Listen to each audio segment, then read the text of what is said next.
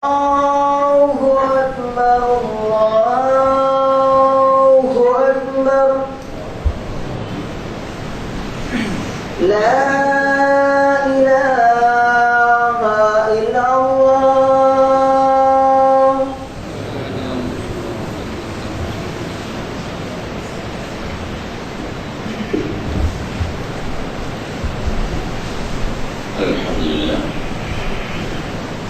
الحمد لله الذي أنزل على عبده الكتاب ولم يجعل له عوجا هو الذي أرسل رسوله بالهدى ودين الحق ليظهره على الدين كله ولو كره المشركون أشهد أن لا إله إلا الله وحده لا شريك له وأشهد أن محمدا عبده ورسوله اللهم صل على محمد وعلى آل محمد كما صليت على إبراهيم وعلى آل إبراهيم اللهم بارك على محمد وعلى آل محمد كما باركت على إبراهيم وعلى آل إبراهيم في العالمين إنك حميد مجيد.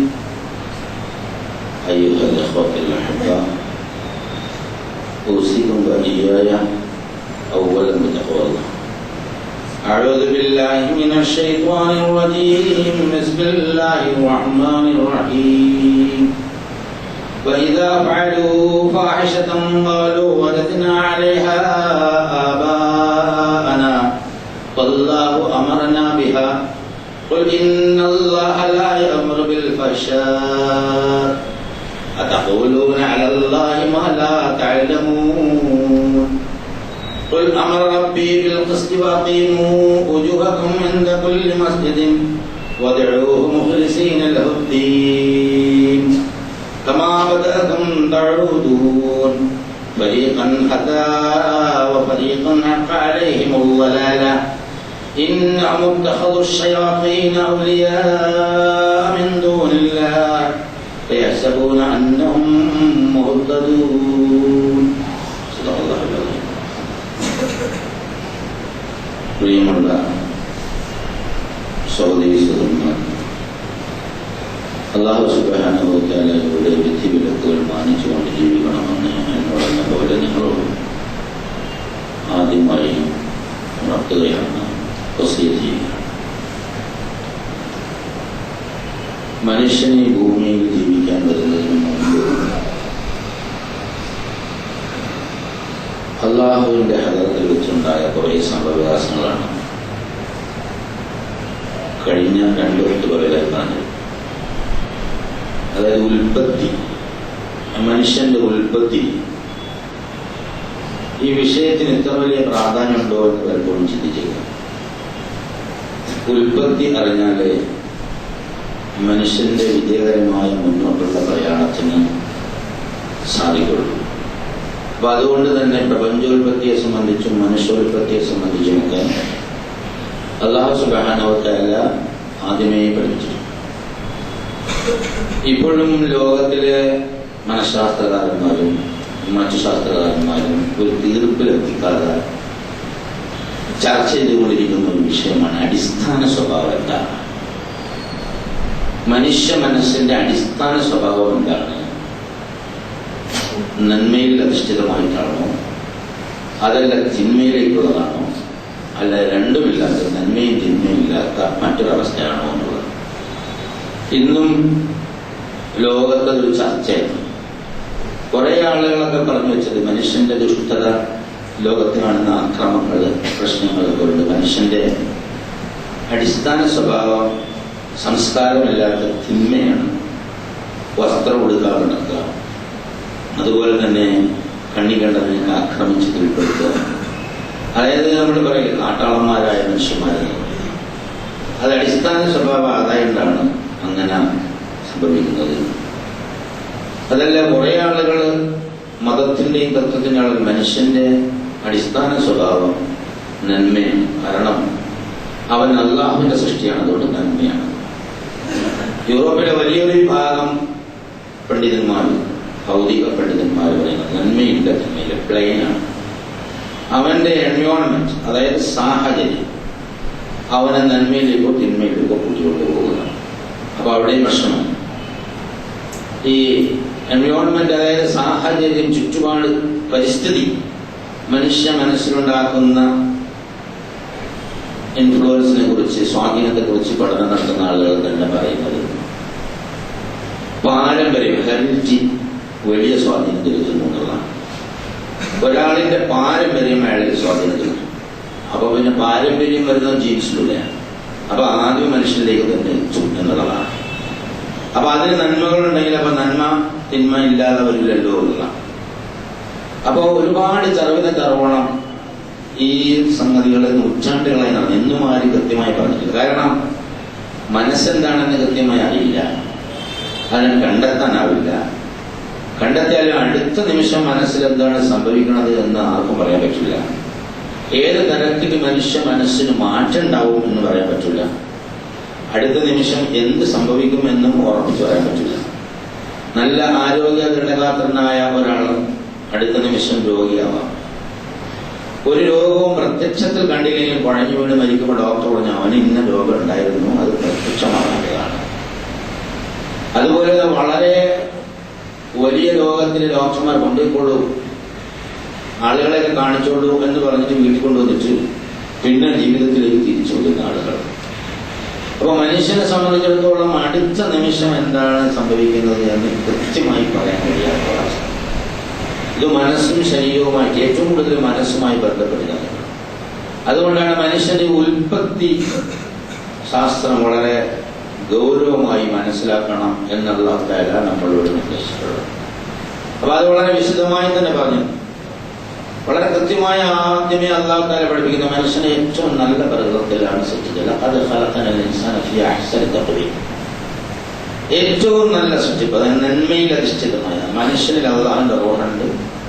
അള്ളയാണ് എല്ലാ നന്മയുടെയും ആത്യന്തിക കേന്ദ്രം. ആ റൂഹ് നന്മ മാത്രമാണ് മനസ്സിന് നൽകുന്നത്. മനുഷ്യ മനസ്സിന് പ്രകാശം നൽകുന്നത്, ചൈതന്യം നൽകുന്നത്, അതായത് നഫ്സിന് റൂഹാണ്, അല്ലാഹുവിനുള്ള റൂഹാണ്. ആ റൂഹ് പ്രവർത്തിക്കാതെ വരുന്ന ചില സന്ദർഭമുണ്ട്. ഖതമല്ലാഹു അലാ ഖുലൂബിഹിം എന്ന് പറഞ്ഞു. അതായത് അത് സീല് വെക്കും, അക്കിന്നസ് സീല് വെക്കും. അതിന്റെ റൂഹിന്റെ ചൈതന്യം നഫ്സിലേക്ക് ആവാഹിക്കാത്തപ്പോൾ മനുഷ്യൻ മസലുവും കമസലിൽ കൽബും, മൃഗങ്ങളെ പോലെയാണ്. ഇപ്പൊ മൃഗങ്ങളെ പോലെയുള്ള സ്വഭാവം നമുക്ക് ഇടയിൽ നമുക്കറിയാം. മൃഗങ്ങളെ പോലെയുള്ള സ്വഭാവ പെരുമാറ്റം കാണിക്കുന്ന മനുഷ്യന്മാരുണ്ട്. അവരുടെ റൂഹ് മരിച്ചു പോയിട്ടുണ്ട്, അല്ലെങ്കിൽ റൂഹ് മരിക്കില്ല.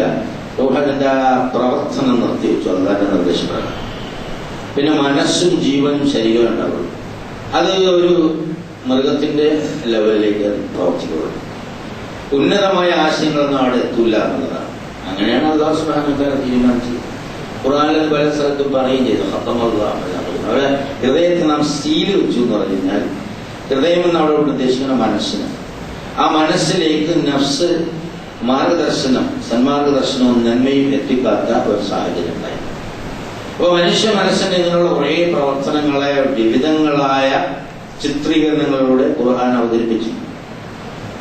അതായത് ആദ്യമായിട്ട് മനുഷ്യനെ പഠിപ്പിച്ചത്, മനുഷ്യനുണ്ടാക്കിയതും പഠിപ്പിച്ചതും സലാം പറയാൻ പഠിപ്പിച്ചതും, അതെല്ലാം ഒടുവിൽ ഈ നഫ്സിന്, റൂഹിനല്ലേ, നഫ്സിന് ഒരു ചെറിയ ഡിഫക്റ്റ് അല്ലാഹു സുബ്ഹാനഹു വ തആല തീരുമാനിച്ചാണ്, നമ്മൾ ഉണ്ടാക്കിയതല്ല. ആ ഡിഫക്റ്റ് ആദമിന്റെ നഫ്സിന് വേണമല്ലോ. അതായത് മനുഷ്യന് ആശ, ആഗ്രഹം, ഇഷ്ടം, സുഖിക്കുക എന്നുള്ളതാണ്. അതായത് സുഖാനുഭൂതി ആസ്വദിക്കുക എന്നുള്ളതാണ്. നമ്മളൊന്ന് ആലോചിച്ച് നോക്കി എല്ലാവർക്കും മനസ്സിലാവും. ദുഃഖവും വേദനയും കഷ്ടപ്പാടും ബുദ്ധിമുട്ടും ഒന്നും ആർക്കും ഇഷ്ടമല്ല, അതിനോട് വെറുപ്പാണ്. അപ്പോൾ സുഖത്തിലേക്ക് പോകുക, നാം എന്ത് ചെയ്യണതും സുഖിക്കാൻ വേണ്ടിയാണ്. ആത്യന്തികമായി സുഖം പലതരത്തിലാണ്. ചിലർക്ക് നേതാവായിരിക്കുന്നതിലായിരിക്കും സുഖം, ചിലർക്ക് ലൈംഗിക സുഖം, ചിലർക്ക് കച്ചവടം ചെയ്യുന്നതിലായിരിക്കും സുഖം, ചിലർക്ക് വേറെ കുറെ എന്തെങ്കിലുമൊക്കെ ചെയ്തു കൊടുക്കുന്നത്. ഒരു തരത്തിൽ, ഒരുപാട് തരത്തിലുള്ള സുഖാനുഭൂതിയുണ്ട് ലോകത്ത്. ആ സുഖാനുഭൂതി ആസ്വദിക്കുക എന്നതാണ് മനുഷ്യ മനസ്സിന് ഇഷ്ടം. സുഖാനുഭൂതി ആസ്വദിക്കാൻ പോകുമ്പോൾ അതിന് ചില നിയന്ത്രണങ്ങൾ ആൾക്കാർ രേഖപ്പെടുത്തി നിശ്ചയിച്ചിട്ടുണ്ട്. ആ സുഖാനുഭൂതിയെ സംബന്ധിച്ച ബോധം മനുഷ്യ മനസ്സിന് നൽകിയിട്ടുണ്ട്. വെള്ളം കുടിക്കുന്നത് ഒരു സുഖമാണ്, ഭക്ഷണം കഴിക്കുന്നത് ഒരു സുഖമാണ്. അപ്പൊ വെള്ളം കുടിക്കണമെങ്കിൽ ദാഹം ഉണ്ടാവണം. അപ്പൊ ദാഹം മനുഷ്യൻ ഉണ്ടാക്കണമല്ല, നമുക്ക് ദാഹം ഉണ്ടാക്കാൻ പറ്റില്ല, നമുക്ക് വിശപ്പുണ്ടാക്കാൻ പറ്റില്ല. അത് കഴിഞ്ഞ പേര് സൂചിപ്പിച്ചു, അത് അല്ലാഹു സുബ്ഹാനഹു വ തആല തന്നെ ചെയ്യുന്നതാണുള്ള. ദാഹം ഉണ്ടെങ്കിലേ വെള്ളം കുടിക്കാൻ പറ്റുള്ളൂ. വെറുതെ ദാഹമില്ലെങ്കിൽ വെള്ളം കുടിക്കാൻ ഡോക്ടർമാർ പറയുമെങ്കിലും വെള്ളം തന്നെ ആവശ്യമില്ലാത്തൊരു മനസ്സാണെങ്കിൽ വെള്ളം കുടിക്കാൻ പറ്റില്ലല്ലോ. അപ്പൊ മനുഷ്യന് ഇങ്ങനെ കുറെ ആവശ്യങ്ങൾ, ലൈംഗിക ആവശ്യങ്ങൾ, തൃഷ്ണ, ഇൻസ്റ്റിങ്ക്റ്റീവ് ക്വാളിറ്റീസ് എന്നൊക്കെയാണ് പറയാം. അതായത് ജന്മസഹജമായ വാസനകൾ അല്ലാഹു സുബ്ഹാനഹു വ തആല വെച്ച് അത് ഒരു പരിധിക്ക് അപ്പുറം പോയിട്ട് ശ്രമിക്കാനുള്ള ഒരു താല്പര്യം നഫ്സിന് 3 തലങ്ങൾ നിശ്ചയിച്ചു. അതിൽ താഴെ തലം, അത് ലോവർ സൈക്ക് എന്നൊക്കെ പറയാം, അധമ മനസ്സ്. ആ മനസ്സിന് ഇന്ന നഫ്സിലെ അമ്മാറത്തും വിസു, അതെല്ലാവരിലും ഭയങ്കരമായിട്ട് പ്രവർത്തിക്കുന്നതാണ്. ഈ വാചകം തന്നെ പറയുന്നത് യഥാർത്ഥത്തിൽ യൂസുഫ് നബിയെ കോട്ട് ചെയ്തുകൊണ്ടവരല്ല. നമുക്കറിയാം യൂസുഫ് നബിയെ ബലാത്സംഗം ചെയ്തു ഒരു സ്ത്രീ. അപ്പോ അതിൽ നിന്ന് അദ്ദേഹം കുതറി മാറി ഓടി. പക്ഷെ അദ്ദേഹം പറഞ്ഞത്, എന്റെ നഫ്സിനെ ഞാൻ അപരാധത്തിൽ നിന്ന് ഒഴിവാക്കി നിർത്തുന്നില്ല.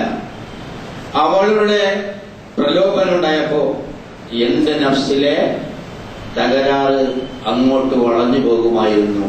ഇല്ലാമൻ റഹ്മ റബ്ബി, എന്റെ രക്ഷിതാവ് എന്നെ പ്രത്യേകമായി അനുഗ്രഹിച്ചില്ലായിരുന്നു എങ്കിൽ. എന്നിട്ട് എന്റെ നഫ്സിലെ അമ്മാറത്തും ബിസ്സൂ, തിന്മയിലേക്ക് ഒരു ചായ്വ് മനുഷ്യ മനസ്സിന്റെ സ്വഭാവമാണ്. അത് യൂസുഫിനെ കൊടുക്കുക. അല്ലാഹു തആല പറയണം, അവൻ അവളിൽ ആകൃഷ്ടരായപ്പോൾ, അവൾ അവനിൽ ആകൃഷ്ടരായി, അവൾ അവനിൽ ആകൃഷ്ടയായപ്പോൾ, അവൻ അവളിൽ ആകൃഷ്ടയായപ്പോൾ എന്നതിനെ ഒരു പ്രയോഗം എന്ന് പറഞ്ഞാല് ഏറ്റവും വന്യനായ മഹാനായ പ്രവാചകനായ യൂസുഫിന്റെ മനസ്സിലും ആന്തോളനങ്ങൾ സൃഷ്ടിക്കാൻ ആ വശ്യമാർന്ന പെരുമാറ്റം കൊണ്ട് സാധിച്ചു എന്നാണ് ആഴങ്ങളിൽ ഖുർആൻ നമുക്ക് പറഞ്ഞിരുന്നത്. ഇത് യൂസുഫ് നബിയുടെ കഥയിൽ വരുമ്പോൾ നമ്മൾ അത്ഭുതപ്പെടേണ്ടതില്ല. കാരണം ആദം നബിക്ക് സംഭവിച്ചത് ആവർത്തിക്കപ്പെടുന്നു എന്ന് മാത്രമാണ്. ആദം നബി യഥാർത്ഥ പിശാചിന്റെ വഞ്ചനയിൽ കുടുങ്ങി പാപം ചെയ്തു പോയി. പിന്നെ അത് മനസ്സിലാക്കി അത് തൗബ ചെയ്ത് മടങ്ങി എന്നുള്ളതാണ്. അവിടെ ഒരു വലിയ പാഠം പഠിപ്പിക്കുന്നു. ആദ്യം നിഷേധിച്ചത് ആദമല്ല, ഇബ്ലീസാണ്. അതായത് ആദമിനെ സുജൂദ് ചെയ്യാൻ പറഞ്ഞപ്പോഴാണ് ഇബ്ലീസ്, അന്നാല് ഇബ്ലീസ് അല്ല പറഞ്ഞത്, അസാസീൽ എന്ന് പറയുന്ന എന്നോ മലക്ക്, ചില ആളുകൾ ജിന്ന്, എന്തായാലും നമുക്ക് വിഷയമല്ല, വിഭാഗത്തിൽപ്പെട്ട ജാൻ വിഭാഗത്തിൽപ്പെട്ട ആളായിരുന്നു. അപ്പൊ അല്ലാഹു തആല ചോദിച്ചു, എന്തുകൊണ്ടാണോ നീ സുജൂദ് ചെയ്യാത്തതെന്ന് ചോദിച്ചപ്പോ, അന ഖൈറും മിൻഹു, ഞാൻ അവനേക്കാൾ ഉത്തമനാണ്. ഖലഖ്തനീ മിൻ നാരിൻ വഖലഖ്തുഹു മിൻ തുറാബ്, എന്നെ തീ കൊണ്ടാണ് സൃഷ്ടിച്ചത്, മറ്റവനെ മണ്ണ് കൊണ്ടാണ്. അപ്പൊ പശുമയുള്ള നാറുന്ന മുട്ടിയാൽ ശബ്ദം കേൾക്കുന്ന കളിമണ്ണ് എന്ന് പറയുമ്പോൾ മെറ്റീരിയൽ വാല്യൂ കുറവാണ്. അതിനേക്കാളും മെറ്റീരിയൽ വാല്യൂ ഉള്ളത് തീക്കാണ്. തീ എന്ന് പറഞ്ഞു കഴിഞ്ഞാൽ നല്ല കത്തിക്കുന്ന സാധനം, ഫ്ലെയിം. അപ്പൊ ആ സാധനമാണ് മെറ്റീരിയൽ വാല്യൂ ഉയർന്നത്. അപ്പൊ ഞാൻ സൃഷ്ടിക്കപ്പെട്ടത് ഉയർന്ന സംഗതികൾ കൊണ്ടാണ്. അതുകൊണ്ട് അവനെ സുജൂദ് ചെയ്യണ പ്രശ്നമില്ല എന്ന് പറയും. ഇതിന്റെ വിശദാംശങ്ങളൊക്കെ അന്നവിടെ കഴിഞ്ഞ ആഴ്ച പറഞ്ഞിരുന്നു. അപ്പൊ അല്ലാഹു സുബ്ഹാനഹു വ തആല അതിന് മറുപടി പറഞ്ഞു. ഇത് പറഞ്ഞതിന് ഒരുപാട് സംഗതികളുണ്ട്. അതായത് ഇത്ര ഔന്നത്യമുള്ള സാധനങ്ങൾ സൃഷ്ടിച്ചിട്ടുള്ളത് കൊണ്ട് അനുഗ്രഹങ്ങളും സൗഭാഗ്യങ്ങളും ലഭിക്കേണ്ടത് എനിക്കാണ് എന്ന് പറഞ്ഞാൽ അല്ലാഹു സുബ്ഹാനഹു വ തആല കൊടുത്ത ആ റൂഹും ജ്ഞാനവും എനിക്കായിരുന്നു ലഭിക്കേണ്ടിയിരുന്നത്. ആദമിന് കൊടുത്തു, മൂപ്പർക്ക് ഇഷ്ടപ്പെട്ടില്ല. അപ്പൊ അസൂയ കൊണ്ടാണ് അവന് ആദമിനോട് ഭയങ്കരമായ ഈ അസൂയ ഉണ്ടാവാൻ കാരണം അഹന്തയാണ്. ആദ്യം എനിക്ക് തന്നെ കിട്ടണം എന്ന് തോന്നൽ, പിന്നെ അസൂയ ഉണ്ടായി, അപ്പോ നിഷേധിച്ചു. ഇതേ സംഭവം ആവർത്തിക്കുകയാണ് ആദമിനോട് അന്ന് പറഞ്ഞ്, ഇബ്ലീസ് ഇങ്ങനെയുള്ളവനാണ്, അദ്ദുവും മുബീനാണ്, വ്യക്തമായ ശത്രുവാണ്, നീ സൂക്ഷിക്കണം. ഫത്തഖിദൂഹു അദുവ്വ, നീ അവനെ ശരിയായ ശത്രുവായി തന്നെ കണക്കാക്കണമെന്ന് പറഞ്ഞിട്ട് ആദമിന്റെ മനസ്സിന്റെ, ഹവ്വയുടെ മനസ്സിന്റെ സുഖ അനുഭൂതി ആസ്വദിക്കാനുള്ള താല്പര്യം ഈ ആദർശത്തെ അതിജയിച്ചപ്പോൾ അവിടെയാണ് പ്രശ്നം. അതായത് അല്ലാഹു സുബ്ഹാനഹു വ തആല വളരെ സ്ട്രോങ് ആയിട്ട് പറഞ്ഞിരുന്നു. അത് അല്ലാഹ് പറയുകയും ചെയ്യണം, നാം അവനോട് പറഞ്ഞിരുന്നു. പക്ഷെ അവനെ നാം ദൃഢത കണ്ടില്ല, ദൃഢത അസ്മ് കണ്ടില്ല എന്നാണ് അല്ലാഹു തആല പറഞ്ഞത്. അപ്പൊ പ്രലോഭനങ്ങൾ ഉണ്ടാകുമ്പോൾ നമ്മുടെ വിദ്യാഭ്യാസത്തിന്റെയും വിജ്ഞാനത്തിന്റെയും ആദർശത്തിന്റെയും ഒക്കെ ഊർജ അപ്പൊ തന്നെ മനസ്സിലാവും. പ്രലോഭനങ്ങളിൽ വശമുണ്ടായപ്പോ അത് ആദ്യം തന്നെ ആദമിനും സംഭവിച്ചു. ആദമിനും ഹവ്വയും സംഭവിച്ചപ്പോ അല്ലാഹു തആല ചോദിച്ചു, അല്ല നിങ്ങളെ രണ്ടാളോട് പറഞ്ഞില്ലേ ചെയ്യലെന്ന്? അപ്പൊ അവര് പറഞ്ഞു, റബ്ബനാ ളലംനാ അൻഫുസനാ വഇല്ലം തഗ്ഫിർ ലനാ വതർഹംനാ ലനകൂനന്ന മിനൽ ഖാസിരീൻ. അവിടെയാണ് മനുഷ്യനും ഇബ്ലീസും തമ്മിലുള്ള ഡിഫറൻസ് കാണിക്കുന്നത്. തെറ്റാണ് എന്ന് പറഞ്ഞപ്പോ ഞങ്ങൾ തെറ്റ് ചെയ്തു പോയി എന്ന് പറഞ്ഞ് സമ്പൂർണമായി ആ തെറ്റ് അംഗീകരിക്കുന്നു. അത് മനുഷ്യന്റെ ഒരു മഹത്വരമായിട്ടാണ് കാണുന്നത്. വിനയം കാണിക്കുക. വിനയം കൊണ്ട് ആരും താഴ്ന്നു പോകില്ല, മഹത്വം ഉയരുക മാത്രമേ ചെയ്യുള്ളൂ എന്നുള്ളതാണ് പറയുന്നത്. അള്ളാഹുവിനോട് വിനയം കാണിക്കും, ഞങ്ങൾ തെറ്റ് ചെയ്തു പോയി, നീ ഞങ്ങൾക്ക് പുറത്തു വരികയും നിന്റെ അനുഗ്രഹ കടാക്ഷങ്ങൾ ഏൽപ്പിക്കുകയും ചെയ്തില്ലെങ്കിൽ ഞങ്ങളെ കാര്യം പോകാണ് എന്ന് പറയും. ഇബ്ലീസ് നേരെ മറിച്ച് ഞാനാണ് ഉത്തമൻ, അതുകൊണ്ട് ശരിയാവില്ല. ഇവിടെ ആർഗ്യുമെന്റ്സ്, ഫാൾസ് ആർഗ്യുമെന്റ്സ്, അതായത് സത്യവിരുദ്ധമായ കുതന്ത്രങ്ങളും തർക്കങ്ങളും കൊണ്ട് മനുഷ്യൻ ഇബ്ലീസ് അള്ളാഹുവിനെ തർക്കിച്ചു. ഈ സ്വഭാവം മനുഷ്യന്റെ നഫ്സിന്റെ താഴ്ഭാഗത്ത് അമ്മാറത്തും നഫ്സിലുണ്ടാവും സാധ്യതയുണ്ട്. അത് എങ്ങനെയാണ് ആദമിനെ ഇൻഫ്ലുവൻസ് ചെയ്തത്? എന്നിട്ട് അവിടെ നിന്ന് അല്ലാഹു സുബ്ഹാനഹു വ തആല ഇത് പറഞ്ഞു വിടുകയാണ്. ഖുൽ നഹ്ബിതു മിൻഹാ ജമീഅ, നിങ്ങൾ എല്ലാവരും അവിടെ നിന്ന് പോവാ, ഭൂമിയിലേക്ക് ഇറങ്ങുകയാണ്. അപ്പൊ പാപം ഫതലഖാ ആദമു മിർ റബ്ബിഹി കലിമാത്തിൻ ഫതാബ അലൈഹി ഇന്നഹു തവ്വാബുർ റഹീം. ആദ്യ പാപമില്ല ഞാൻ പറഞ്ഞു. ആ തെറ്റ് സമ്മതിക്കുകയും അത് പുറത്തു കൊടുക്കുകയും ചെയ്ത് ഭൂമിയിലേക്ക് വരിക. പക്ഷെ വരുമ്പോ നിതാന്ത ശത്രുവിനോടൊപ്പമാണ് വരുന്നത്. ശത്രുവിനോടൊപ്പം ഇബ്ലീസ് എന്ന യഥാർത്ഥത്തിൽ ലോകാവസാനം വരെയുള്ള ആദമിന്റെ സന്താനങ്ങളുടെ ശത്രുവോടൊപ്പമാണ് ഭൂമിയിൽ വരുന്നതെന്നാണ്. എന്തിനാണ് ഇത്രയും ഗൗരവത്തിൽ ഇത് പറയുന്നത്? ഭൂമിയിൽ നടക്കുന്ന എല്ലാ പ്രശ്നങ്ങളുടെയും അടിസ്ഥാന കാരണം ഈ പിശാചിന്റെ ഇൻഫ്ലുവൻസ് ആണ്. ഇനി നമുക്കൊന്ന് പരിശോധിച്ച് നോക്കുകയാണ്. ലോകത്തെ അധികാര തർക്കം, ആ വസ്തു തർക്കം, അതുപോലെ തന്നെ അതിർത്തി തർക്കം, ഏതെങ്കിലും തരത്തിലുള്ള ഏത് സംഗതികളും എടുത്ത് പരിശോധിച്ച് നോക്കി, എവിടെ സംഭവിക്കണ ഏത് സംഗതിയും മനുഷ്യ മനസ്സിന്റെ ആ ചിന്തയിൽ നിന്ന് അവിടെ ഇബ്ലീസ് കയറി കളിക്കുമ്പോഴാണ് അവൻ ഈ രോഗം വരുന്നത് പോലും അങ്ങനെയാണ്. പലതരത്തിലുള്ള രോഗങ്ങൾ മനുഷ്യ ശരീരത്തെ പിടികൂടുന്നത് മനസ്സിൽ ഇങ്ങനെ ഇബ്ലീസിന്റെ കളി ഉണ്ടാകുമ്പോഴാണ്. അതായത് ദുർമന്ത്രം നടത്തിക്കൊണ്ടിരിക്കും ഇബ്ലീസ്. അപ്പൊ ആവശ്യമില്ലാത്ത മേഖലയിലൂടെ പോകും. കുറച്ച് തിന്നുകൊണ്ടിരിക്കുമ്പോ നല്ല രുചിയുണ്ട്, കുറെ കൂടെ അടിച്ചാളാണെന്ന് ആണ് വാരി കഴിച്ചു. അവസാനം അത് ഈ കപ്പാസിറ്റികൾ കഴിഞ്ഞാല് അല്ലാതെ റസൂല് പറഞ്ഞു കുറച്ച് തിന്ന് കുറച്ച് വെള്ളം കൂടി കുറച്ച് ബാക്കി വഴിയാക്കി. അപ്പൊ അനുഭൂതി തിന്നപ്പോ നല്ല രസമുണ്ടല്ലേ, ഇബ്ലീസ് തെറ്റിക്കൂടാന്ന് കയറ്റി പിന്നെ ഛർദ്ദിക്കുക, അതൊരു രോഗമാണ്. ഇത് തന്നെയാണ് സംഭവം. അതായത് മനുഷ്യ മനസ്സറിയാതെ ഒരു സംഗതി വരില്ല എന്നുള്ളതാണ്. അപ്പൊ മനസ്സിനെ ശരിയായ നിലയിൽ ശുദ്ധമാക്കി നിർത്തുക എന്നതാണ്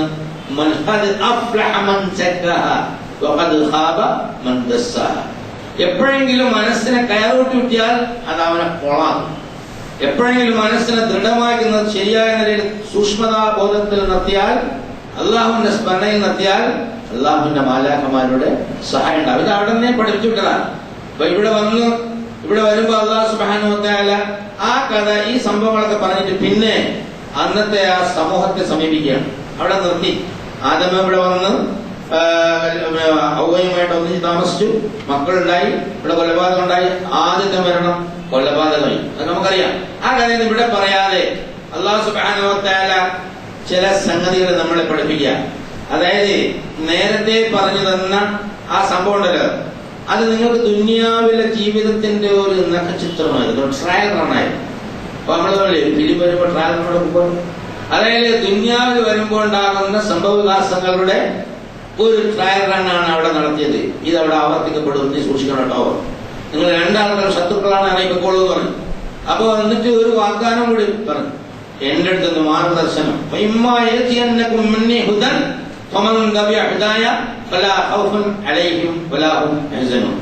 എന്നിൽ നിന്ന് മാർഗദർശനം ലഭ്യമായാൽ അത് സ്വീകരിക്കുമ്പോ പിന്നെ നിങ്ങൾക്ക് ദുഃഖിക്കേണ്ടി വരില്ല, നിങ്ങൾ ഭയപ്പെടേണ്ടി വരില്ല എന്നും അല്ലാഹു സുബ്ഹാനഹു വ തആല ആദമിനോട് പറഞ്ഞിച്ചു. പിന്നെ ആദമിന് നിരന്തരമായി വഹീം ഇൽഹാമൊക്കെ അല്ലാഹു സുബ്ഹാനഹു വ തആല കൊടുത്തു. അത് ആദമിന്റെ മക്കളെ പഠിപ്പിച്ചു. പക്ഷെ അവർ മറന്നുപോയിട്ട് അവർ അതിക്രമം കാണിച്ചു.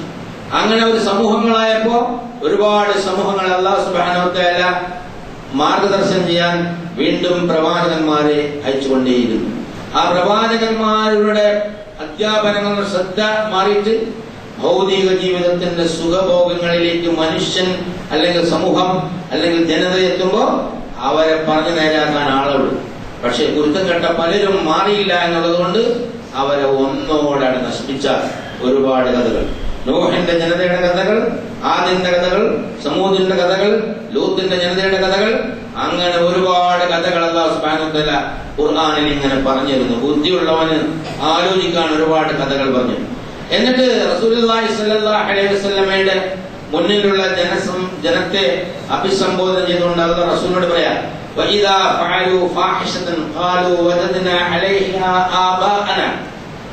എന്തെങ്കിലും ഒരു മ്ലേച്ഛ പ്രവൃത്തി ചെയ്താൽ അത് ന്യായീകരിക്കാൻ അവർ പറയും, ഞങ്ങൾ വാപ്പാൻ അങ്ങനെയൊക്കെ ചെയ്തിട്ടുണ്ട് കേട്ടോ, ഇനി ഒന്ന് നമ്മൾ കടിച്ചു നോക്കാൻ. ഏതെങ്കിലും ഒരു കുരുത്തക്കേട് ഇല്ലാത്തത് ഉണ്ടാക്കി വെക്കും. മതത്തിലെ ദുരാചാരമായാലും ഈ സൗമ്യാസായാലും അത് നമ്മളെ വാപ്പമാരും അങ്ങനെ, അതായത് പൂർവ്വപിതാക്കന്മാരും അങ്ങനെ ചെയ്തു. കാക്കക്കാരന്മാരൊക്കെ അങ്ങനെ ചെയ്തതാണല്ലേ. നമ്മൾ കല്യാണം കഴിക്കുമ്പോൾ അങ്ങനെ ചെയ്യണം, ഇങ്ങനെ ചെയ്യണം, മറ്റു ചെയ്യണം, മറിച്ച് നമുക്ക് ബിലീസ് എവിടെ കയറി കറന്ന് പറഞ്ഞാൽ ഒരു ആണും ഒരു പെണ്ണും വാപ്പയുമേ കുറച്ച് ആളുകൾ വിളിച്ച് ഞാൻ നിനക്ക് നിക്കാഹ് ചെയ്തെന്ന് പറഞ്ഞാൽ നിക്കാഹി വളരെ ലളിതമായി ചെയ്യാവുന്ന ദിവസം.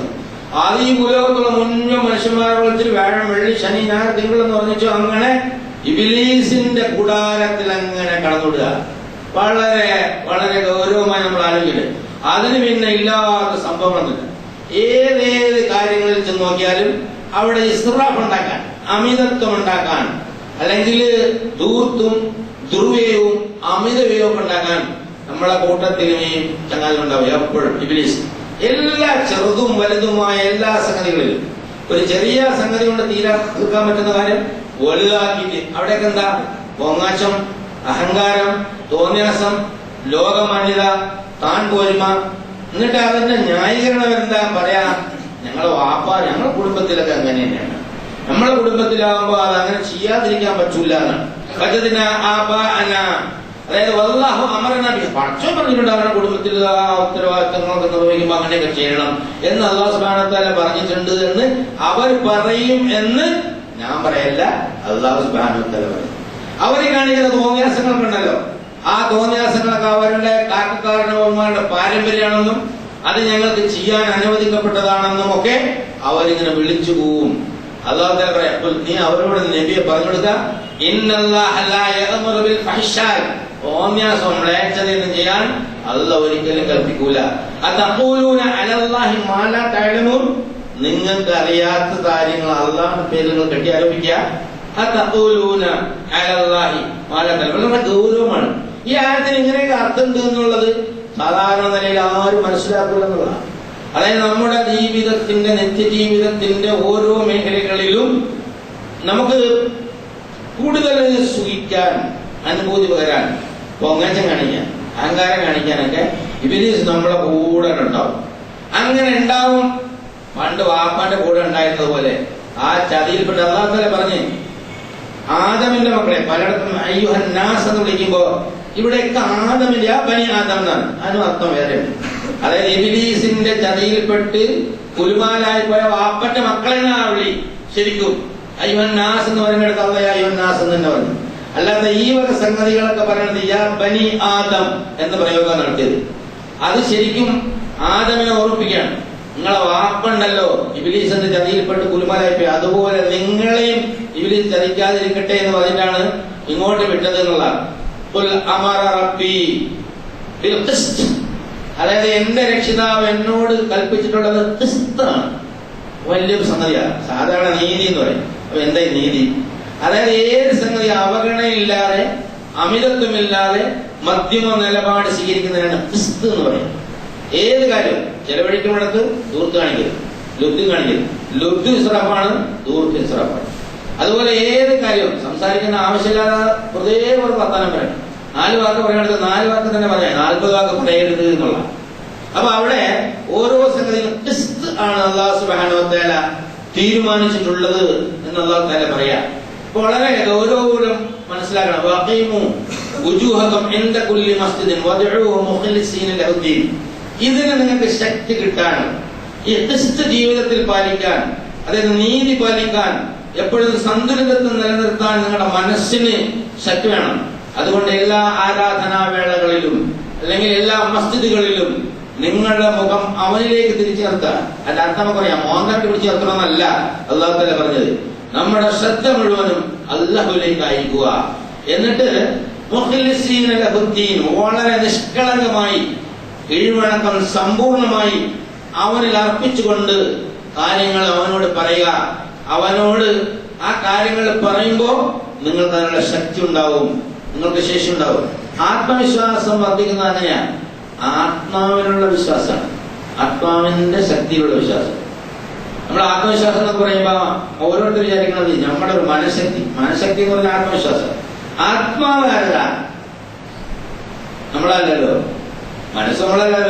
ആത്മാ കൃത്യമായി പറഞ്ഞ അല്ലാഹുവിനുള്ള വിശ്വാസം. അല്ലാഹുവിനുള്ള വിശ്വാസം, അല്ലയാണ് എന്റെ രക്ഷിതാവ്.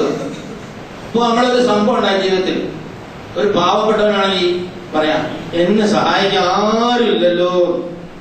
അവന്റെ നിലവിളി എങ്ങനെയാ? ആരുമില്ല എന്നെ സഹായിക്കാൻ. അതായത് ദരിദ്രവാസി, പാവപ്പെട്ടവർക്ക്. നല്ല അത്യാവശ്യം സമ്പന്നനാണെങ്കിൽ പറയും കുഴപ്പമില്ല, അത് നമുക്ക് ആ പണത്തിൽ നിന്ന് അഡ്ജസ്റ്റ് ചെയ്യാം. രണ്ടും സത്യനിഷേധമാണ്. കാരണം എന്താ? അല്ലാഹു സുബ്ഹാനഹു വ തആലയുള്ള വിശ്വാസമില്ല. ഒന്ന്, മറ്റൊരു ആരും ഇല്ല എന്നുള്ള കണക്കാക്കി. മറ്റത് എന്നിട്ട് പണമുണ്ട്, പടച്ചോൻ വരും, പണമാണ് അവന്റെ പടച്ചോൻ. അവന്റെ മനസ്സിന്റെ വിചാരം എന്റെ പണം കൊണ്ട്, എന്റെ സ്വാധീനം കൊണ്ട്, എന്റെ കഴിവുകൊണ്ട്. ഇനി ലോകത്തുള്ള മനുഷ്യന്മാരൊന്ന് ചെക്ക് ചെയ്ത് നോക്കി, അവരെ ഓരോ വർത്തമാനം വരുന്നത് അധികാരത്തിന്റെ ഹുങ്ക്, പണത്തിന്റെയും സ്വാധീനത്തിന്റെയും ഹുങ്ക് കൊണ്ടാണ് ആ വർത്തമാനം അവരുടെ നിന്ന് വരുന്നതെന്ന് മനസ്സിലാക്കാൻ സാധിക്കും. അവരുടെ ആത്മവിശ്വാസമാണെങ്കിൽ നീതിമാനെ രക്ഷിതാവിലുള്ള വിശ്വാസത്തിന്റെ ഭാഗമായിരിക്കും. അവനാണ് സഹായി, അവന്റെ അടുത്താണ് എല്ലാം ഉള്ളത്, അവൻ നോക്കിക്കൊള്ളും. ദരിദ്രനായി പോയാൽ, അതായത് ജനങ്ങളെപ്പോഴും ഭൗതികമായ കാര്യങ്ങൾ മാത്രം വിലയിരുത്തുന്ന ഒരു സ്വഭാവം. അതാണല്ലോ സുഖാനുഭൂതി അനുഭവിക്കാൻ ഭൗതികമായി തിന്നാണല്ലോ സുഖം ഉണ്ടാവുമെന്ന് ഇബ്ലീസ് പറഞ്ഞപ്പോ ഉണ്ടാവും കേട്ടോ എന്ന് വിചാരിച്ച വാപ്പന്റെ മക്കളാണ് നിങ്ങൾ കേട്ടോ. അതുകൊണ്ട് വളരെ ഗൗരവപൂർവ്വം നിങ്ങളത് മനസ്സിലാക്കിക്കൊള്ളണം എന്ന് അല്ലാഹു സുബ്ഹാനഹു വ തആല പറയാം. ഒരു ദരിദ്രവാസിക്കും സമ്പന്നനും രോഗിക്കും ആരോഗ്യ ദണ്ഡകാത്രനും ഒക്കെ ഒരേ അല്ലാഹ് തന്നെയാണുള്ളത്. അതായത് ഈ സഹായം നമ്മളെല്ലാവരും അറിയാതെ ആരും ഇല്ലട്ടോ സഹായിക്കാൻ. സത്യവിശ്വാസത്തിന്റെ ഭാഗമല്ല. ഹഖ്ഖൻ അലൈനാ നസ്റുൽ മുഅ്മിനീൻ എന്നാണ് അല്ലാഹു സുബ്ഹാനഹു വ തആല പറഞ്ഞത്. നമ്മുടെ ബാധ്യതയാണ് സത്യവിശ്വാസികളെ സഹായിക്കുക എന്നത്. അപ്പൊ ഇവനെങ്ങനെ പറയാ? അപ്പൊ വിശ്വാസമല്ല അവന്റെ വിവരം നാക്കൊണ്ട് ഇടയ്ക്ക് പറയാൻ ഞാൻ മുസ്ലിമാണ് കൈ കാര്യത്തിൽ കിട്ടി പറയും ചെയ്യും. പക്ഷെ വിഷയം വരുമ്പോ അല്ലാഹ് സഹായിക്കുമെന്നൊരു ബോധം അവന് കിട്ടാത്തത് അവന് വിശ്വാസം ആഴത്തിൽ വേകുന്നത് കൊണ്ടാണ്. എന്തെങ്കിലും ഒരു സംഭവം ഉണ്ടായി കഴിഞ്ഞാൽ അത് അല്ലാഹ് വേണ്ട പണം മതി എന്ന് വിചാരിക്കുന്നവനും അവന്റെ പണം അവനെ രക്ഷിച്ചുകൊള്ളും എന്ന് അവന്റെ ഒരു ധാരണ. ഈ പണം ആരതാ? നാം നൽകിയത് നീ ചെലവഴിക്കരുത്. അത് അല്ലാണ്ടതാ, അത് പടച്ചോന്റെ ആണ്. പൊസിഷൻ ആരതാ? അത് അല്ലാഹ് തന്നതാണ്. ഇതൊക്കെ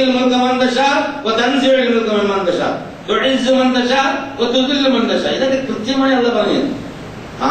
അവൻ ഉദ്ദേശിക്കുന്നവർക്ക് അവൻ അധികാരം കൊടുക്കും, അവൻ ഉദ്ദേശിക്കുന്നവരിൽ നിന്ന് അധികാരം എടുത്തു മാറ്റും, അവൻ ഉദ്ദേശിക്കുന്നവരെ അവൻ പ്രതാപശാലികളാക്കും, അവൻ ഉദ്ദേശിക്കുന്നവരിൽ നിന്ന് അവൻ ഉദ്ദേശിക്കുന്ന ആളുകളെ നിന്ദ്യരാക്കും. അപ്പോ അധികാരത്തിന്റെ പേരിൽ സംസാരിക്കാൻ പറ്റൂല. അങ്ങനെ സംസാരിച്ച റാംസീസ് രണ്ടാമൻ ഫറോക്കിന് എന്തു പറ്റി എന്ന് ഖുർആനിലൂടെ അല്ലാഹു സുബ്ഹാനഹു വ തആല പറഞ്ഞു.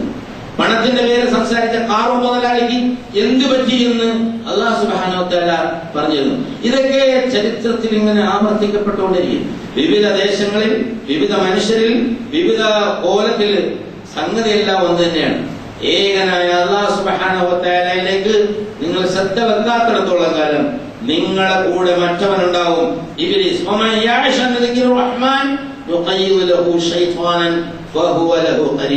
ഈ ശ്രദ്ധ അള്ളയില്ലെങ്കിൽ മറ്റൊരായിരിക്കും നിങ്ങളെ കൂൺ കമ്പാനിയൻ എന്ന് അല്ലാഹു സുബ്ഹാനഹു വ തആല പറയാം. അങ്ങനെ വരുമ്പോ അതായത് അതിന്റെ ഇടയിൽ ഒരു ചെറിയ വാചകം കൂടെ പറയാം. കമാ ബദഅകും തഊദൂൻ, നിങ്ങൾ ആദ്യം ഉണ്ടാക്കിയതുപോലെ തന്നെ ജീവിതത്തിൽ രണ്ടാമത് തിരിച്ചു കൊണ്ടുവരും. എന്നിട്ട് നിങ്ങളുടെ പ്രവർത്തനങ്ങളെല്ലാം നല്ല ഒന്നാം ക്ലാസ് വിലയിരുത്തിയിട്ട് നിങ്ങൾക്ക് പ്രതിഫലം നിശ്ചയിക്കുകയും ചെയ്യും. അക്കാര്യം കൂടെ നിങ്ങൾ ഓർത്തുകൊള്ളണം എന്ന് അല്ലാഹു സുബ്ഹാനഹു വ തആല പറയാം. ഒരു പ്രതിഫലത്തിന്റെ ഒരു വിചാരണയുടെ ബോധമില്ലെങ്കിൽ മനുഷ്യനെപ്പോഴും കയറൂരി വിട്ടവനെ പോലെ ആവും. പിശാച് വലിച്ചുകൊണ്ടേയിരിക്കും, വലിച്ചുകൊണ്ടുപോകും, അവസാനം നരകത്തിലാവും. ആ പിശാചിന്റെ ആ ദുർമന്ത്രത്തിൽ നിന്ന് രക്ഷ നേടുന്ന സത്യവിശ്വാസികളിൽ അല്ലാഹു സുബ്ഹാനഹു വ തആല നമ്മളെ ഇവരുമാക്കി അനുഗ്രഹിക്കുമാറാകട്ടെ.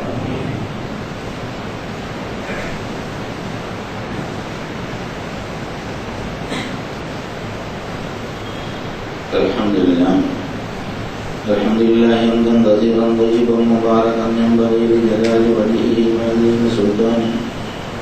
سبحانك لا نحصينا كما ثنيت نفسه لك الحمد أتاك الله. اللهم صل على محمد وعلى آل محمد كما صليت على إبراهيم وعلى آل إبراهيم في العالمين إنك حميد مجيد. أيها الإخوة الأعزاء، أوصيكم وإياي آمين بالخير. പ്രിയമുള്ള സഹോദരങ്ങൾ, ഒരിക്കൽ കൂടി അല്ലാഹു സുബ്ഹാനഹു വ തആലയുടെ വിധിവിലക്കുകൾ മാനിച്ചുകൊണ്ട് ജീവിക്കണമെന്ന് എന്നോടെന്ന പോലെ നിങ്ങളോട് ഉണർത്തുകയാണ്. ഈ ഒരു സംഗതി വരുമ്പോൾ, ഇബ്ലീസുമായി ബന്ധപ്പെട്ട കാര്യം വരുമ്പോൾ കുറച്ചാളുകൾ അവിടെ കൂടാവും. കുറച്ചാളുകൾ അതിൽ നിന്ന് മാറി നിൽക്കും, ഇബ്ലീസിനെ പ്രതിരോധിച്ചെന്ന്. അത് ആ കാര്യം തന്നെ പറയാം. ഫരീഖൻ ഹദാ ഫരീഖൻ ഹഖ്ഖ അലൈഹിമുൽ ളലാല. ഇവിടെ ഒരു വിഭാഗം ആളുകൾ സന്മാർഗ ദർശനത്തിലേക്കായി, ഒരു വിഭാഗം ആളുകൾ ദുർമാർഗത്തിന്റെ പിടിയിലായി, അതിനർഹരായി. കാരണം ഇന്നഹും ഇത്തഖദു ശയാത്തീന ഔലിയാഅ മിൻ ദൂനില്ലാഹി വയഹ്സബൂന അന്നഹും മുഹ്തദൂൻ. അവരുടെ കൈകാര്യകർത്താവായി അവർ സ്വീകരിച്ചത് പിശാചിനെയാണ്. അല്ലാഹു വലിയുല്ലദീന ആമനു, അള്ളാഹുവാണ് വിശ്വാസികളുടെ കൈകാര്യകർത്താവ്. ഏതവസ്ഥയിലും, എത്ര നിസ്സഹായമായ അവസ്ഥയിലും, ഏത് രോഗത്തിലും, ഏത് ദാരിദ്ര്യത്തിലും, ഏത് നഷ്ടത്തിലും, ഏത് കഷ്ടത്തിലും, ഏത് വ്യസനത്തിലും, ഏത് ദുഃഖത്തിലും, അങ്ങ് ഒരു പ്രതീക്ഷയുമില്ല എന്ന് തോന്നുന്ന സന്ദർഭത്തിലും അല്ലാഹു പറയാണ്, നിവേദനാണ്, എന്റെ അടുത്തേക്ക് വന്നോളൂ, മുഖ്ലിസീന ലഹുദ്ദീൻ, സമ്പൂർണമായ കീഴ്വണക്കം എനിക്കാക്കിക്കൊണ്ട് നാം മാത്രമേ ഉള്ളൂ, ആരും എനിക്കില്ലല്ലോ നീ അല്ലാതെ എന്നും പറഞ്ഞ് തേടണം വല്ലാതെ, നീയല്ലാതെ ആരുമില്ലെന്ന് പറഞ്ഞ് രാത്രിയുടെ യാമങ്ങളിൽ ഹൃദയം അല്ലാഹുവിൽ അങ്ങോട്ട് സമർപ്പിച്ചിട്ട് ചെയ്യുന്ന ആ ദുആ ഉണ്ടല്ലോ, അതാണ് പ്രവാചകൻ സൈനികനായി കൊടുത്തത് തഹജ്ജുദ്. അതിലൂടെയാണ് ജീവിതത്തിന്റെ പ്രശ്നങ്ങളെ നേരിടാനുള്ള ശക്തി സംഭരിച്ചെടുത്തത്. ഈ നിസ്കാരം വെറുതെ ഒരു കസറത്തല്ല. ഇവിടെ വന്ന് വെള്ളിയാഴ്ച ഓടിയെന്നോട് 2 റക്അത്ത് നിസ്കരിച്ചു പോയി, കൂലി അതില്ല എന്ന് പറയണ്ട, ഞാനൊക്കെ കൂലി എടുക്കുന്ന ആൾക്കാർ, അതിന്റെ ഫലം അത്രയും ഉണ്ടാവുള്ളൂ എന്ന് റസൂലുള്ളാഹി സ്വല്ലല്ലാഹു അലൈഹി വസല്ലം. ഇതൊന്ന് ശ്രദ്ധിച്ച് മനസ്സിലാക്കി അവനവന് വേണ്ടിയാണ് എന്ന നിലയിൽ പഠിക്കേണ്ടത്. അപ്പോഴാണ് നമ്മുടെ ദൈനംദിന ജീവിതത്തെ ബാധിക്കുന്ന തരത്തിൽ അല്ലാഹുവിന്റെ ഹിദായത്ത് നമുക്ക് ലഭ്യമാകും. അല്ലെങ്കിൽ ഹിദായത്ത് മറ്റോ പ്രമാണത്തിൽ അവിടെ ഇരിക്കും, നമ്മുടെ ജീവിതം വേറെ കൊണ്ടുപോവുകയും ചെയ്യുന്നതാണ്. ഓരോ സംഗതിയും അതിന് വിശദമായി അല്ലാഹു പറയും. നിങ്ങൾ വളരെ അലങ്കാരങ്ങളൊക്കെ അണിഞ്ഞാണ് പള്ളിയിൽ വരുന്നത്, നിങ്ങൾ കുടിക്കുകയും തിന്നുകയും ചെയ്യണം, പക്ഷേ നിങ്ങൾ അതിൽ അമിതം കാണിക്കരുത്. ആരാണ് അല്ലാഹു സുബ്ഹാനഹു വ തആല മനുഷ്യന്റെ നന്മയ്ക്ക് വേണ്ടി നൽകിയ അലങ്കാരങ്ങളും നന്മയുള്ള സാധനങ്ങളും തടയുന്നത് എന്നുള്ള സുബ്ഹാനഹു വ തആല പറയും. സത്യവിശ്വാസത്തിന് വേണ്ടിയാണ്. ആള് തൊടാൻ പാടില്ല, ഇത് തൊടാൻ പാടില്ല, അങ്ങോട്ട് പോകാൻ പാടില്ല, ഇങ്ങോട്ട് പോകാൻ പാടില്ല, അതെടുക്കാൻ പാടില്ല, അതങ്ങനെ എങ്ങനെ എന്ന് പറയാനും പറഞ്ഞില്ല. ഏത് സംഗതിയും അതിൻ്റെതായ ഒരു ആ രീതിയിൽ ആരും പറഞ്ഞു തരേണ്ട ആവശ്യമൊന്നുമില്ല, മനുഷ്യൻ മനസ്സിലാവും, ഓരോരുത്തരും മനസ്സിലാവും. അതായത് ഇപ്പോ ആർഭാടത്തിന് പ്രത്യേകമായ വരയൊന്നുമില്ല, അത് ദൂരത്തിന് പ്രത്യേകമായ വരയൊന്നുമില്ല.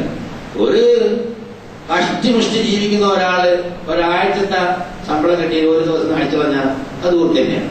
പക്ഷെ ഒരു സമ്പന്നൻ കുറച്ച് നല്ല ഭക്ഷണം കഴിക്കുന്നവരാണെങ്കിൽ അവരുടെ ദൂരത്തെന്ന് പറയാൻ പറ്റില്ല. ഓരോന്നിനും ഓരോ കാലഘട്ടത്തിന്റെ, ഓരോ പ്രദേശത്തിന്റെ, ഒരു കുടുംബത്തിന്റെ ഒക്കെയുള്ള മാനദണ്ഡങ്ങൾ അനുസരിച്ചാണ് ഓരോ സംഗതി. അതുകൊണ്ടാണ് റസൂല് ഇന്നലൊക്കെ ദൂരം, ഇന്നലൊക്കെ മറ്റു ഇന്നതൊക്കെ അതിക്രമം എന്നൊന്നും പറയാതെ അത് മനുഷ്യ മനസ്സിനെ വിട്ടു. കാരണം അള്ളാഹു നിയന്ത്രിച്ചുള്ളൂ എന്നുള്ളതാണ്.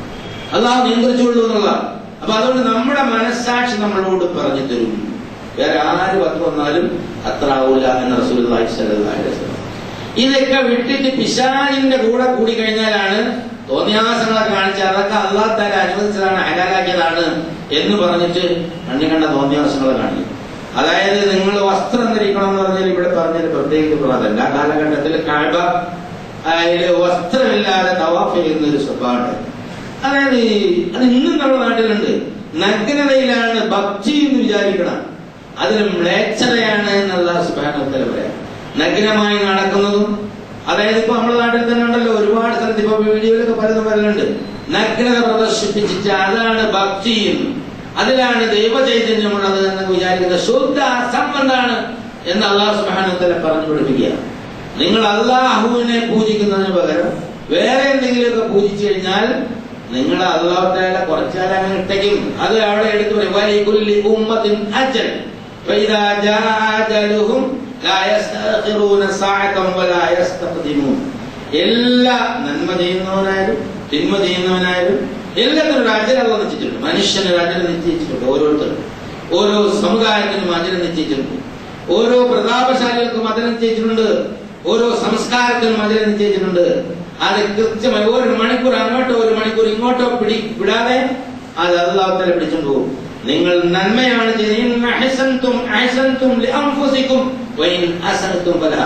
മ്ലേച്ഛതയും തോന്നിയാസവും അതിക്രമവും അനാവശ്യവും ഒക്കെയാണ് കാണിച്ചിട്ടുള്ളതെങ്കിൽ അതിന്റെ പാപഭാരം വഹിച്ചുകൊണ്ട് നിങ്ങൾ ഉത്തരവാദിത്വം വഹിച്ചുകൊണ്ട് നിങ്ങൾ ശിക്ഷ അനുഭവിച്ചേ വെച്ചു. അതല്ല നന്മയും മനുഷ്യ സ്നേഹവും ഒക്കെ ആണെങ്കിൽ അതിന് നിങ്ങൾക്ക് ഉത്തമമായ തവാബ് അല്ലാഹു സുബ്ഹാനഹു വ തആല തരും. ഇത് മനുഷ്യാരംഭം മുതലേ പഠിപ്പിച്ചാണ്. വീണ്ടും അവിടെ ഓർമ്മിപ്പിക്കണം. യാ ബനി ആദം, അതായത് കുടുങ്ങിപ്പോയ ചതിയിലകപ്പെട്ടുപോയ പിതാവിന്റെ മക്കളെ എന്നൊരു ധ്വനിയാണ് ഈ ആയത്തുകളൊക്കെ വായിക്കുമ്പോൾ നമുക്ക് അതിന് മനസ്സിലാവുന്നത്.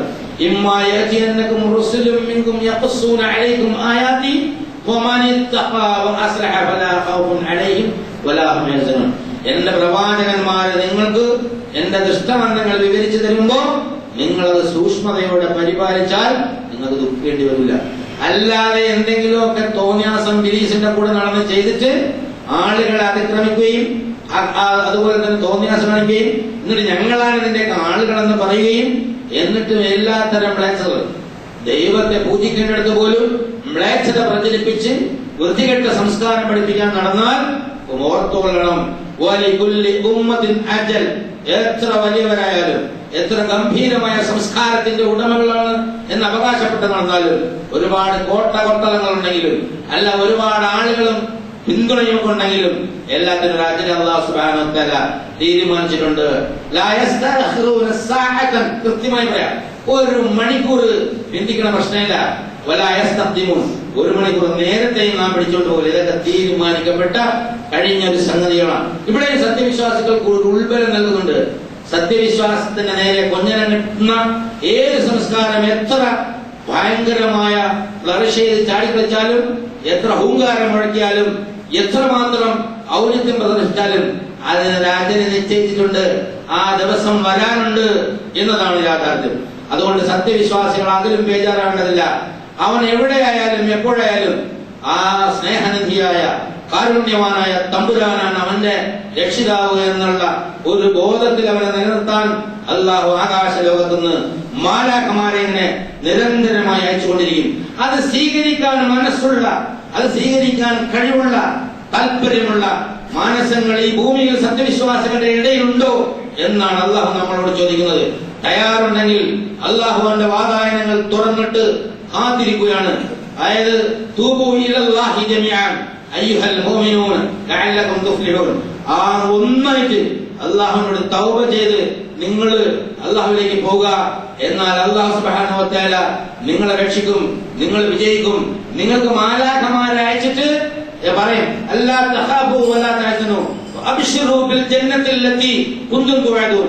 നിങ്ങൾ വിഷമകരമായ, പ്രയാസകരമായ, ദുഃഖകരമായ ഈ സാഹചര്യത്തിലാണ് ജീവിക്കുന്നതെങ്കിലും ഈ ഭൂമിയിലാണ് ജീവിക്കുന്നതെങ്കിലും നിങ്ങൾക്കുള്ള സ്വർഗം ഇതാ അല്ലാഹു തആല വാഗ്ദാനം ചെയ്തിരിക്കുന്നു, ഒരല്പസമയം, കുറഞ്ഞ സമയം എനിക്ക് സാക്ഷിയായി നിങ്ങൾ അവിടെ നിന്നുള്ളൂ എന്നാണ് ദുനിയാവിലുള്ള സത്യവിശ്വാസിയുടെ ജീവിതത്തെ സംബന്ധിച്ച് അല്ലാഹു സുബ്ഹാനഹു വ തആല നമ്മളെ പഠിപ്പിക്കുന്നത്. ഇതാണ് ആത്മബലം. ഈ ആത്മബലത്തിലൂടെ മുന്നേറാൻ സത്യവിശ്വാസികൾ തയ്യാറാവുമ്പോൾ അല്ലാഹു സുബ്ഹാനഹു വ തആലയുടെ അനുഗ്രഹം നമ്മളുടെ മേൽ ചൊരിഞ്ഞു തരും. അങ്ങനെ അനുഗ്രഹം ചൊരിയപ്പെടുന്ന സത്യവിശ്വാസികളുടെ കൂട്ടത്തിൽ അല്ലാഹു സുബ്ഹാനഹു വ തആല നമ്മളെ അവരെയുമാക്കി അനുഗ്രഹിക്കുമാറാകട്ടെ. ഇന്നല്ലാഹ മലായികതുഹു യസല്ലൂന അലൻ നബി യാ അയ്യുഹല്ലദീന ആമനൂ സല്ലു അലൈഹി വസല്ലിമു തസ്ലീമാ. اللهم صل على محمد وعلى آل محمد كما صليت على إبراهيم وعلى آل إبراهيم في العالمين إنك حميد مجيد. اللهم اغفر لنا أبو بكر وعمر وعثمان وعلي حمزة والعباس الحسن والحسين من بقية أصحاب رسول الله أجمعين. കരുണ്യവാനായ തമ്പുരാനെ, ഞങ്ങളുടെ എല്ലാ വൻപാപങ്ങളും ചെറുപാപങ്ങളും ഈ പുറത്തുമാക്കി തരണമേ. ഞങ്ങളുടെ മാതാപിതാക്കന്മാർ, സഹോദരങ്ങൾ, ഭാര്യ സന്താനങ്ങൾ, സുഹൃത്തുക്കൾ, ഉസ്താദന്മാർ, മറ്റു ബന്ധുമിത്രാദികൾ, വേണ്ടപ്പെട്ടവർ എല്ലാവർക്കും നീ പുറത്തുമാക്കി തരണമേ. ഞങ്ങൾ മുന്നേ നിന്നിലെത്തിയ ആൾക്കാരുടെ ഖബറിടങ്ങളെ സ്വർഗ പൂങ്കാവനങ്ങളുള്ള പൂങ്കാവനങ്ങളാക്കി കൊടുക്കണേ തമ്പുരാനെ. അകലങ്ങളിലുള്ള ഞങ്ങൾ വേണ്ടപ്പെട്ടവർക്കും എല്ലാവർക്കും ഹിദായത്തും തഖ്വയും ഇസ്തിഖാമത്തുള്ള ജീവിതം നൽകി അനുഗ്രഹിക്കണേ നാഥാ. നാഥാ, ഞങ്ങളുടെ സന്താനങ്ങളിൽ സമ്പത്തുകളിലും നന്മ വർദ്ധിച്ചു തരണേ തമ്പുരാനെ. നാഥാ, ഈ ദീൻ യഥാവിധം മനസ്സിലാക്കാനും അത് ആഴത്തിൽ തന്നെ ഉൾക്കൊള്ളാനും അത് സന്തോഷത്തോടെ ജീവിതത്തിൽ പകർത്താനും അങ്ങനെ സംതൃപ്തമായ ഒരു ജീവിതം നയിച്ച് സംതൃപ്തിയോടെ എന്നിലേക്ക് മടങ്ങി വരാനുള്ള തൗഫീഖ് നൽകണേ തമ്പുരാനെ. സക്കറാത്തുൽ മൗത്തിന്റെ വേദന ഞങ്ങൾക്ക് ആശ്വാസപ്രദമായി തന്നെ തമ്പുരാനെ. ഞങ്ങളുടെ കബറിടങ്ങളെ വിശാലങ്ങളും പ്രഭാപൂരിതങ്ങളാക്കി മാറ്റണേ തമ്പുരാനെ. മഹ്ശറയിൽ ഞങ്ങളെ സഹായിക്കണേ നാഥ. നരകശിക്ഷയിൽ ഞങ്ങളെ കാക്കണേ തമ്പുരാനെ. സ്വർഗത്തിൽ ഫിർദൗസിൽ ഞങ്ങളുടെ അനുഗ്രഹിക്കണേ തമ്പുരാനെ. എപ്പോഴും പ്രാർത്ഥന നിരതമായ ഒരു ജീവിതം നൽകി അനുഗ്രഹിക്കണേ തമ്പുരാനെ. ഞങ്ങളുടെ ഈ പ്രാർത്ഥന തട്ടിക്കളയാതെ സ്വീകരിച്ച് ഉത്തരം നൽകി അനുഗ്രഹിക്കണേ നാഥ. اللهم اغفر للمؤمنين والمؤمنات والمسلمين والمسلمات والأحياء منهم والأموات. اللهم أعز الإسلام والمسلمين. اللهم أعز الإسلام والمسلمين. اللهم أعز الإسلام والمسلمين. اللهم انصر أعمال المجاهدين في كل أماكن الأرض يا أرحم الراحمين. ربنا آتنا في الدنيا حسنة وفي الآخرة حسنة وقنا عذاب النار. وآخر دعوانا أن الحمد لله رب العالمين.